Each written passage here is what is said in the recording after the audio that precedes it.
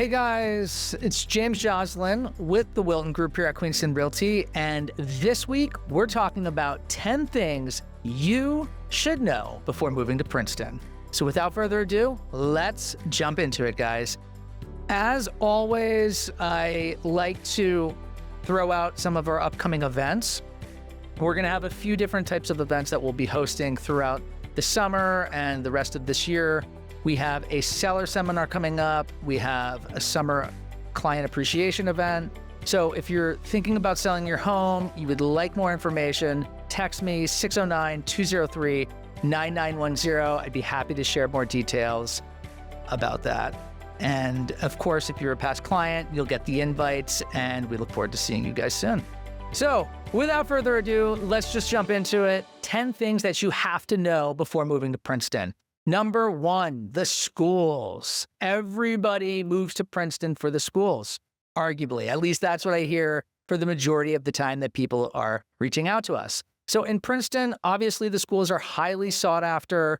You have the public elementary schools that are that really kind of, by the way, when you're looking at Princeton in the different neighborhoods, a lot of them are broken into sub-neighborhoods of the different elementary schools.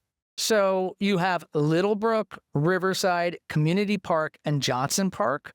Those are the 4 elementary schools. They all lead to the middle school and then to the high school. You have the Princeton Charter School, which is the #1 school. I believe it's the #1 charter school in the state of New Jersey.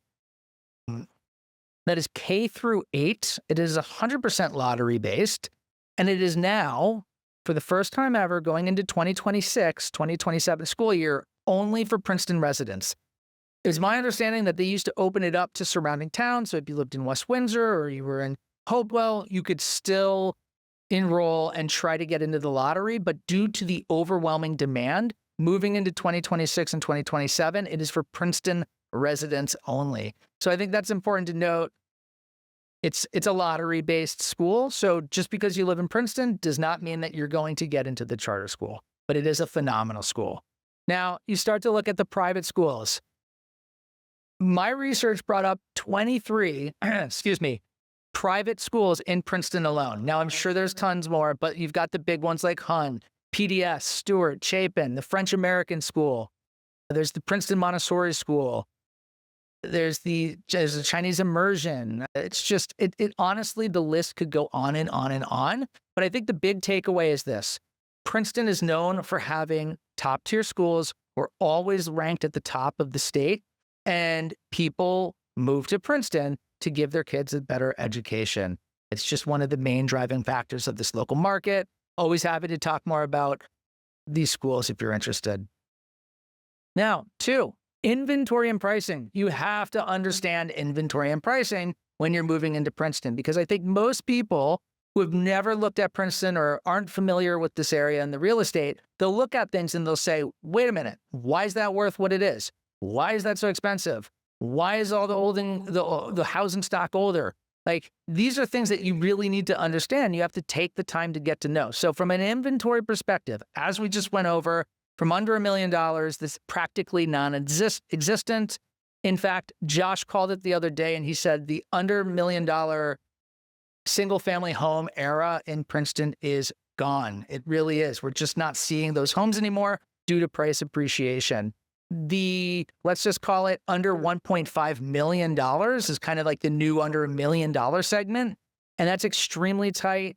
There's just not a lot of inventory, and you're going to see a ton of upward pressure, meaning multiple offers, multiple people trying to buy that same home.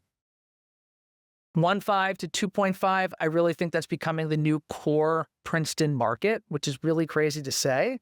And then $2+ million is where the majority of the inventory is sitting. So as of a couple of days ago, when I put this slide together, 60% of the market was above $2 million. So that's just an important fact to know. Like the cost to buy into Princeton is incredibly high, and it is not inexpensive. Now, pricing, you've got to understand that the average single-family home price in Princeton is $1.606 million. The list-to-sale price ratio across all styles, all homes is 101.9% of the asking price.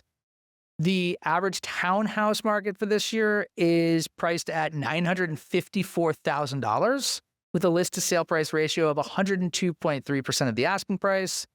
And the average condo, now this is incredibly interesting to me, the average condo price is $604,000 for 2026 with 100.3% of the list price. But keep in mind, only 2 condos have sold this year, so there's not a lot of inventory transacting. That may inch down a little bit as we see some of the Palmer Square studios come on and transact. But at the end of the day, we have such limited inventory. The market is such, it's a strong market. There's tons of demand from buyers. So you just really need to know the inventory, you need to know pricing, and you need to know the 9 different factors that impact the price of a home up or down. So number 3 today, we're talking about historic districts.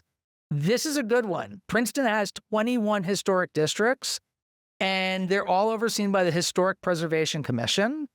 And the purpose, simply put, is to protect the historic homes, buildings, and neighborhoods, preserve the town's character, architecture, and identity, and to encourage smart updates preventing overdevelopment and demolition. So some of the biggest impacts that you're going to see in historic districts are, if you're in the Witherspoon-Jackson district, which is closest to town and has some of the strictest regulations on their overlay, you're not going to be able to tear a home down. So it's going to impact what you can do, and it's going to certainly impact the highest and best use of that property. So from a seller, it's going to impact their net price, right, for how much they'll sell. Josh has said about 30% in some cases. And then for a buyer, it is important that you are aligned with a realtor who knows these 21 different historic districts because, you may not be able to just tear a home down. When it comes to additions or adding onto your home, a variance will almost always be required. If you're in some of these districts, you have to get a specific architect. You have to go over specific plans. You need approval from the historic board. It's not as easy as just saying, hey, I want to do an update. I'm going to renovate my home, and here are my plans. It can be hard, and in some cases, they're going to say no. It's expensive. It takes a long time, and you have to understand exactly where these districts are and how it's going to impact pricing and how that affects you as a buyer or seller in Princeton. So number 4, this is always a fun one. It's the neighborhoods. I'm just going to kind of breeze over these. And if you guys ever want to get into these a little bit more, or you want to know which ones are my favorites, reach out. I'm happy to chat. I love doing this. So I just took the most popular neighborhoods. There are more, but you have obviously the downtown Princeton, kind of the Palmer Square corridor. You have the western section. You have Riverside, Littlebrook, Jugtown. You've got the Battlefield. There's the Princeton Ridge. You've got Pretty Brook. If you head out onto Rosedale, you have Rosedale. There's Edel Farm. There's the Institute for Advanced Study. There's the Hun area. There's Brookstone, Fairview. You've got the Tree Streets. There's so many different neighborhoods in Princeton, and each one of them offers something different. Each comes with its own pricing methodology. Each one trades at a different price, and people want these homes for different reasons. So at the end of the day, it's really up to you as the consumer to kind of figure out what it is that you want. Do you want to be further out on, the ridge, set up a little bit higher, further out of town, less walkability? Or do you want to be in the Tree Streets where it's incredibly dense and you're going to be paying one of the highest price per square foots, in all of Princeton? They're all great. They all offer just tons of different pluses, and I'm happy to talk to you guys about any one of them. So next up, this is something that really drives so much of the reasons I think that people move to Princeton, second to the schools. It's the walkability and lifestyle that Princeton has to offer. Second to the schools, really at the end of the day, people are drawn to the lifestyle that Princeton offers. And that's it. Arguably, it's one of the most walkable towns in New Jersey, and it is most definitely the most walkable town in Central Jersey. So that is I can't really think of anywhere else that offers the lifestyle, the convenience, the shops, the restaurants. We've got Princeton University, the Princeton Art Museum. There's so much culture. So you have coffee shops, restaurants, boutiques. There's tons of parks. I mean, the amount of parks that Princeton has to offer is really quite impressive. It's just like at the end of the day, you are buying into a lifestyle. I have people that are moving out from New York City all the time, and they're like, you know what? We want to be in Princeton because this segue into the suburban life, we don't want it to be so dramatic. And so you have an urban feel. You're still able to kind of have all of the great things that you would find in major metropolitan cities right here in Princeton. And we're very lucky to have everything that we do. I think I'll do a quick shout out. The Princeton Art Museum. It's new. It is a must-see, and it is truly becoming an international destination. So commutability, another main reason why people move to Princeton. So we're equidistant between New York City, Philadelphia. We sit on the Northeast Corridor train line, which is a key train line that connects New York City, Newark, Trenton, Philadelphia, and even Washington, D.C. So, it's such an easy, from the perspective of hopping on a train, it's an easy train ride to DC. You're there in 3 hours. If you want to be in the city, you could be there in 55 minutes if you take the express train. Princeton has a dinky. I mean, again, access to 27, Route 1, 95. If you are commuting into New York City or you have to go to Philadelphia, like this really truly is such a convenient place.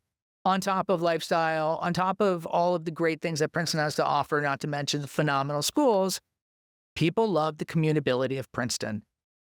It really is just a great place that's kind of dead smack in the middle of everything.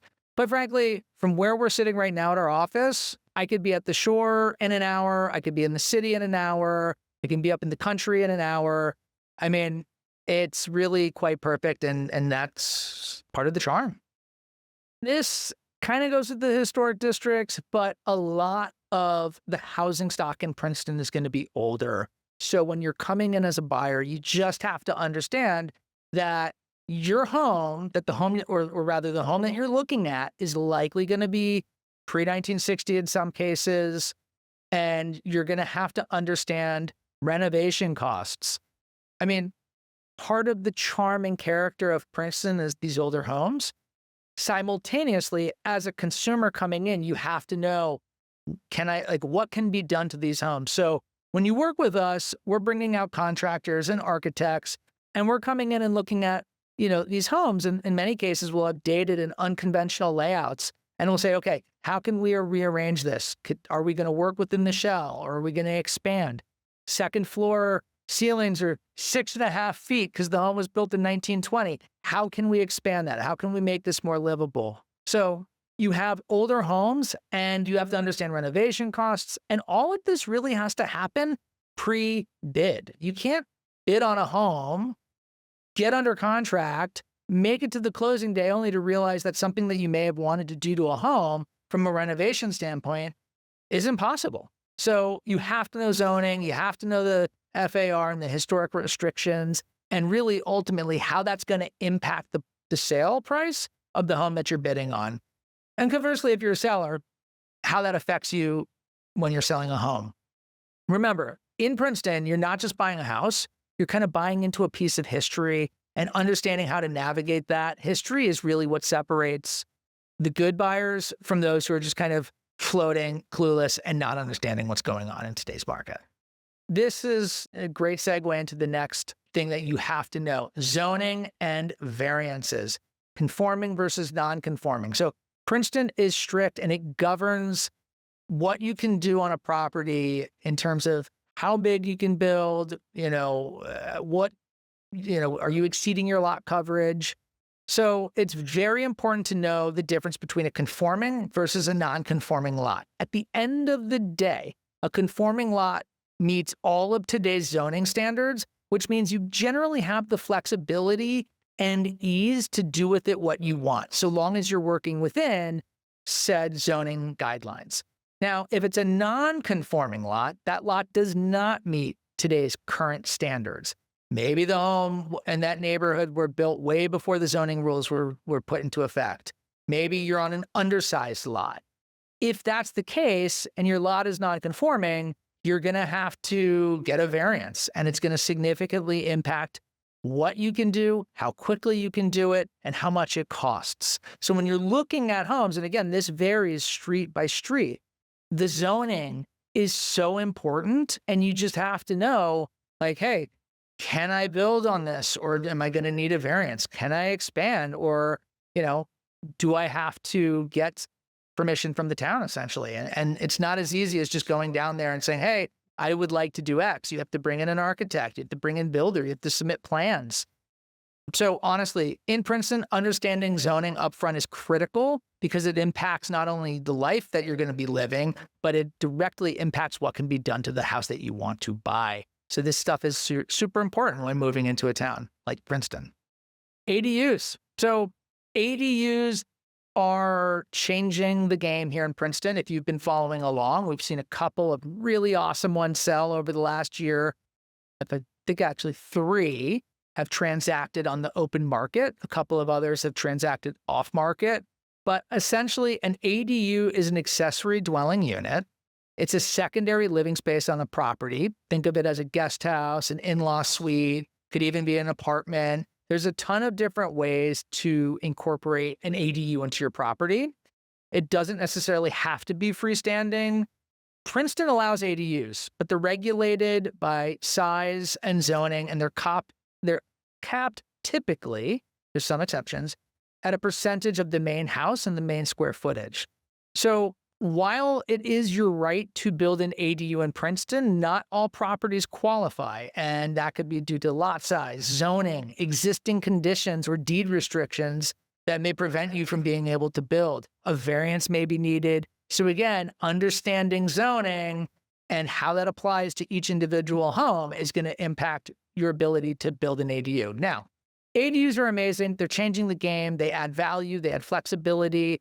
And you have to really understand how this impacts your pricing when you're making a bid on a home. If you have a great ADU lot, that's invaluable. I mean, quite frankly, at the end of the day. So we could do an entire podcast just on ADUs because I think they're fascinating. And I know that they're going to be changing the way we look at housing in Princeton and hopefully throughout New Jersey. So reach out if you're curious. Queenston has Princeton Home Connections, which is an ADU development firm. I'd be happy to connect you with people there or answer any questions that you may have. All right, last but not least, Princeton versus the surrounding towns. So listen, Princeton is, I like to say this, Princeton is the whole of a donut, and then you have all these towns that surround Princeton. You've got Hopewell, West Windsor, Pennington, Lawrenceville, East Windsor, Plainsboro. You have a ton of really great towns. But if I had to sit here and say what separates and differentiates Princeton from all of these other towns, first and foremost, the schools. The diversity that Princeton offers, both in kind of the people that live here, but also the restaurants, the stores, the shops. You have a mix of high-end boutiques and jewelers and, smaller mom and pop shops. I mean, it really is an awesome town to live in.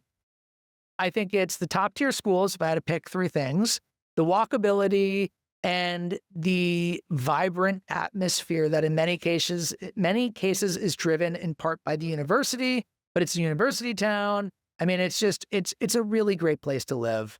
It is dense, but you are buying into an urban area that has a population of, I believe it's close to 30,000, maybe a little bit more. So bottom line, Princeton's not just a place to live, it's a lifestyle, and that continues to be a driving force in the real estate market. And that is a main reason why people move here. They love it, and there's really not many other towns like it. I can name maybe 4 or 5 throughout all of New Jersey that I would say are truly comparable towns to Princeton. So listen, at the end of the day, if you learned something new today or you want to talk a little bit more about this, message me. I'd be happy to share more information. I'd be happy to set up a strategy consultation so that you are successful and able to move effectively in today's market. Because for buyers, guys, it is tough. It is still an extreme seller's market. And it is just important to know all of this stuff and more when you're thinking about moving to Princeton. So as always, like, comment, share with a friend, subscribe, do all of those good things. I'll see you at the next one. Pleasure, as always, James Joslin with the Wilton Group here at Queenston Realty. And I'll see you guys next week for my next episode. Have a wonderful day.